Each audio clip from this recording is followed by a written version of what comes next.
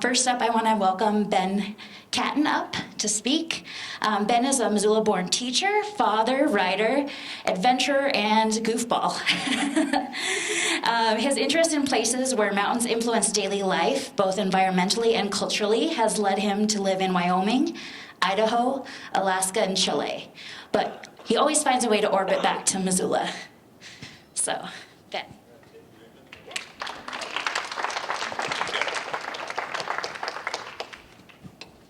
Hello, everybody.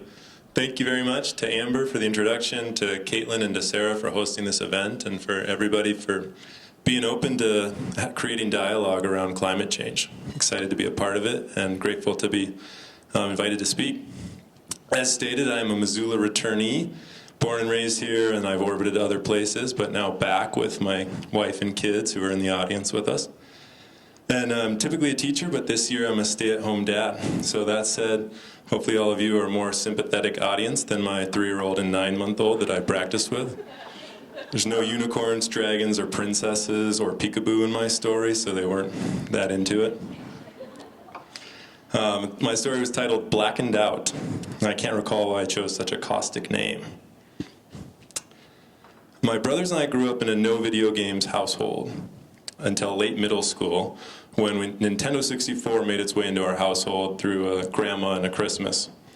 We were quickly addicted to Mario, Diddy Kong Racing, Star Fox, Zelda, the whole gamut.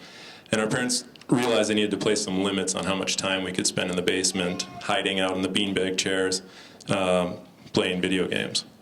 So we would try to sneak extra time. We would signal with our hands to one another quietly, make a little video game gesture, and try to sneak downstairs, get some time in. If our parents busted us, they'd come downstairs, send us outside. Hey, you need to be outside. That's where we play. So it was strange in the summer of 2000 to find my butt planted in one of those beanbag chairs with a Nintendo 64 controller in hand, midday, with complete parental consent and no limits. Outside, thick wildfire smoke smothered the valley.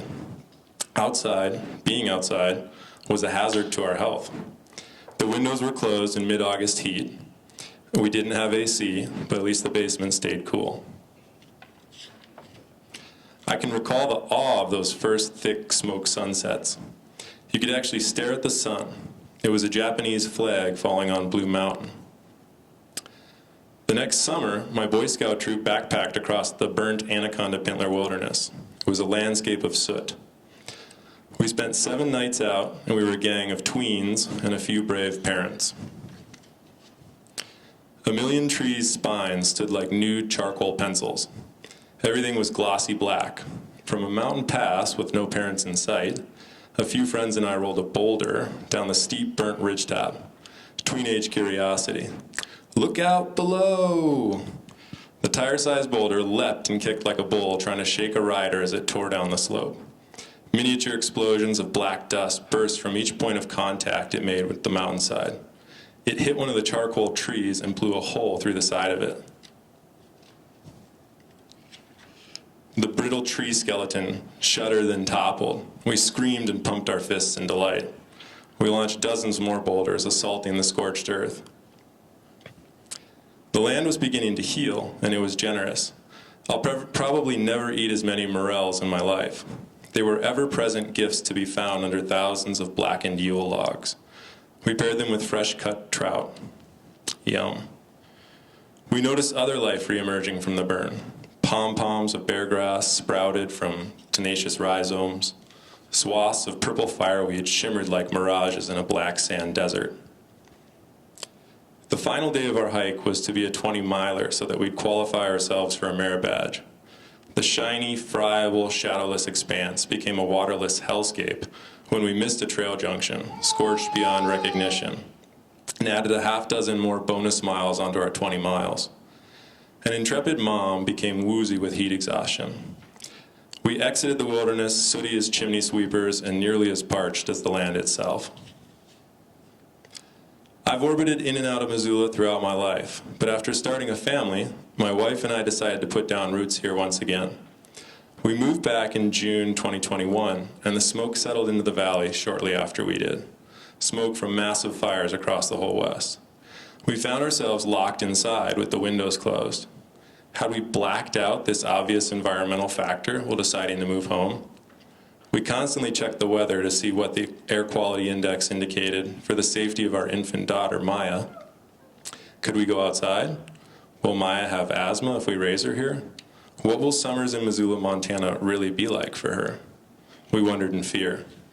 We now have 2 little ones. Our baby boy Sylvan was born in August 2022. He's had a few of his own breathing issues, and these questions intensified for us. When it's time, I hope to take Maya and Sylvan backpacking through the Anaconda Pintler Wilderness. With any luck, we'll have a morel and trout dinner. Hopefully their lungs will be strong and clean. We have seen how quickly and with what determination life can regenerate and repopulate when left to its own devices and given a chance. The human element of our global ecosystem paused substantially during the pandemic, making space for healing and other organisms that rushed in, also hoping for a new balance. Rumors and sightings of dolphins in the Venice canals, or bears and large ungulates here on the University of Montana campus, demonstrate that our partners are ready and waiting in the wings. We must strive for a culture that gives us all a chance, a culture that gives our children a chance. Thank you.